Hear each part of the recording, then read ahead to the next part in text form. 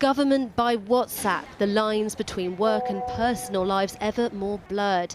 One of the reasons officials are refusing to hand over messages in full to the COVID inquiry, which gave it until 4 p.m. today to come up with the goods.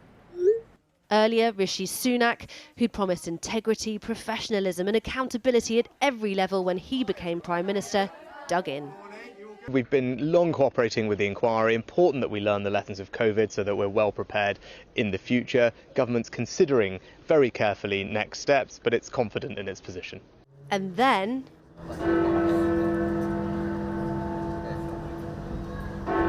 well, that's it. The deadline has now been and gone, and officials in the Cabinet Office behind me are still sitting on reams of unredacted material the inquiry wants to see. Both sides say they're in the right. It's looking like the courts will decide. Sure enough, moments later, in an unprecedented move, the government launched a judicial review against its own inquiry, arguing it and not the inquiry and its chair, Baroness Hallett, should decide what material is unambiguously, as it put it, irrelevant. I think it's actually quite a simple thing that the public inquiry has these powers. So even if the government are taking it to judicial review, they're likely to lose that, as far as I can tell. I cannot think of a time when a government have put up such a big defence and the inquiry chair has threatened them with a Section 21 order, using those powers to demand material or threaten to fine them if not. It all comes down to what precedent turning over the messages of civil servants and up to 40 ministers would set for future administrations, with the government's legal team also citing concerns over privacy. Privacy that the man at the heart of this says he doesn't need or want. Former PM Boris Johnson said yesterday that he'd given all his messages to the Cabinet Office. Ultimately, these things aren't being made public, they're just being requested by the inquiry the government has established, and there doesn't seem to be a problem with that. So I'm not sure the government has really thought this through politically. I think they're probably being driven by process rather than policy. Because of course Boris Johnson himself has said that, you know, I've given everything to you, why don't you just hand it over? And Boris Johnson will miss no opportunity to make life difficult for Rishi Sunak, of course, and ironically on this situation he seems to be on the side of right and Rishi Sunak not. But what's this?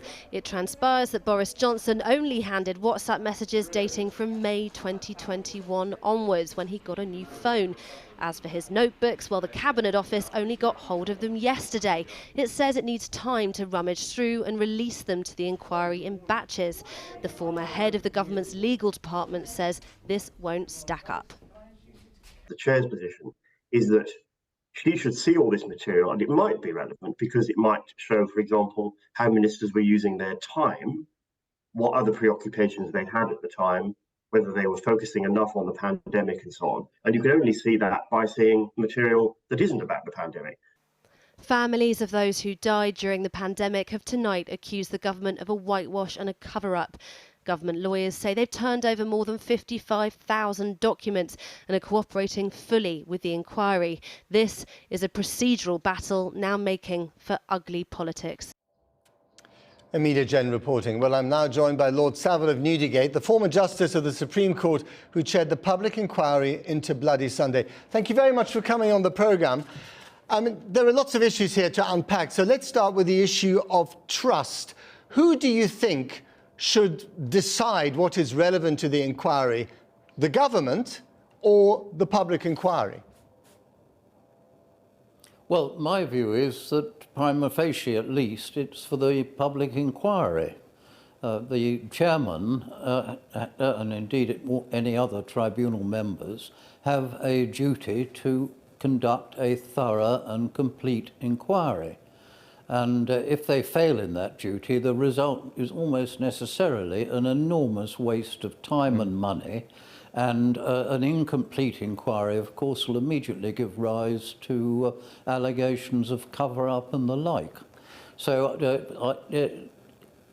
I have great sympathy with with Lady Hallett, who has said that it is for her to decide what is relevant. I think there's been a confusion with another aspect, which is privacy. There's no reason, as far as I can see, that if the tribunal is allowed to see all these documents, those that they consider irrelevant will never be published and remain private. I guess what, So, maybe the cabinet lawyers are saying they don't moment, trust. Maybe the government is saying they just don't trust that personal and irrelevant material to stay private, to stay out of the public domain. Maybe that's what this is about. Well, it may be, but that's a matter of whether you feel able to trust Lady Hallett and her team. If she doesn't get access... I have the greatest possible... Right. Sorry to interrupt you. If she doesn't get access to all this material, is there any point in her doing the inquiry at all? Well, that does lead to that question, because trying to put myself in her position, if I was prevented from conducting a full and proper inquiry, I might seriously consider resigning on the grounds that I was unable to do a proper job. Would you advise her to do that if she doesn't get all the material that she needs? It's not for me to advise Lady Hallett, who is an extraordinarily experienced and good judge, on what course she should take, but it is a course that could be open to her if she felt her efforts to carry out a thorough inquiry were being frustrated. And just to be clear, if we don't, or the inquiry doesn't get access to everything it needs to form a complete picture of what happened during COVID, has it lost the trust of the public in coming up with that complete picture? Well, I think it runs a very serious risk of doing exactly that.